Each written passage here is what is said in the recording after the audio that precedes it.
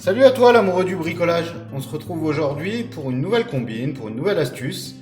Alors aujourd'hui je vais te montrer comment tracer d'équerre. J'ai tracé un trait ici, je vais vouloir tracer un trait d'équerre par là. Quand on n'a pas d'équerre ou quand l'équerre est trop petite ou pour quelle raison, par exemple sur un toit, les charpentiers l'utilisent ou les couvreurs, ils appellent ça le trait carré. Pour tracer des cloisons, pour tracer pas mal de choses quand on veut que ce soit d'équerre. Alors l'astuce elle est toute simple. J'ai mis ici un trait noir en marqueur, donc vous bien sûr faut pas le faire en marqueur, c'est juste pour les besoins de la vidéo. Tu fais pas le con, hein, t'essayes d'être précis. Bon, alors j'ai tracé un trait de marqueur.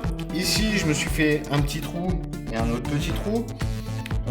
On tracera par la suite le centre de ce segment, on va dire. Et voilà, et je me suis fait un petit accessoire.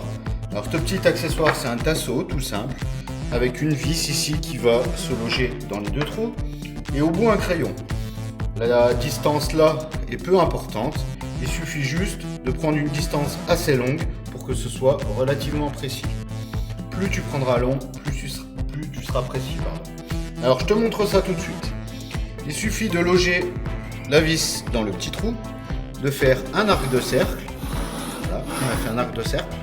On se loge dans l'autre petit trou, si j'y arrive bien sûr. Voilà. On fait un autre arc de cercle. Voilà. Les deux arcs de cercle vont se croiser en un point qui se trouve ici, que je vais représenter avec un coup de marqueur pour que tu vois mieux. Tac. Voilà.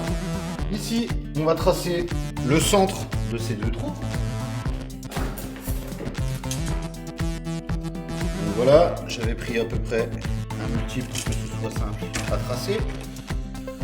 Donc on est sur 50. Tac, on va tracer 25. Voilà. Et il suffit de rejoindre après ces deux traits. Si tu rejoins ces deux traits, normalement, on va se trouver d'équerre. Donc pour pas tricher, je me décale. Pour pas que vous me dites que c'est de la triche. Voilà, on relie ces deux traits. Voilà. Et je vous montre, normalement, si on s'aligne bien, on est parfaitement d'équerre.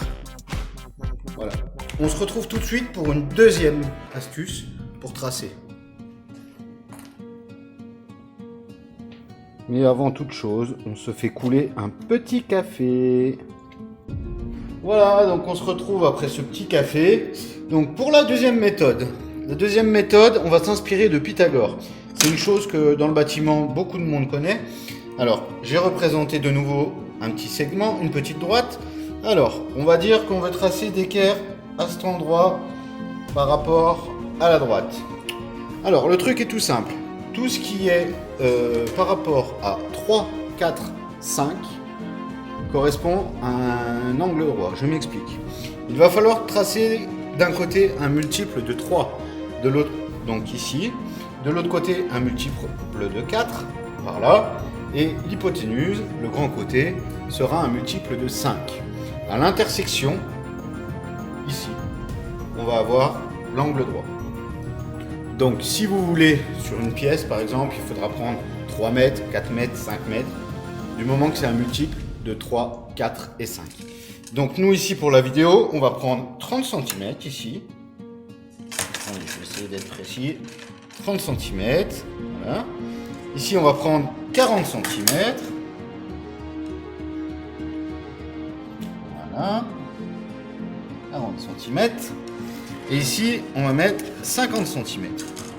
On va se mettre là, hop. Là. Tac. Voilà. On va rejoindre ces points. Deux points tracés.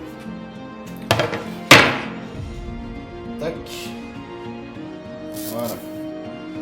Et quand on regarde, on a de nouveau, moi je me mets de ce côté pour vous voyez bien, on est de nouveau, hop, on met bien correctement, voilà, on est de nouveau d'équerre. J'espère que ces deux petites combines vous auront bien servi, ou vous serviront par la suite. Je remercie tous les nouveaux abonnés, on est de plus en plus sur la chaîne, là on est plus de 100, c'est cool.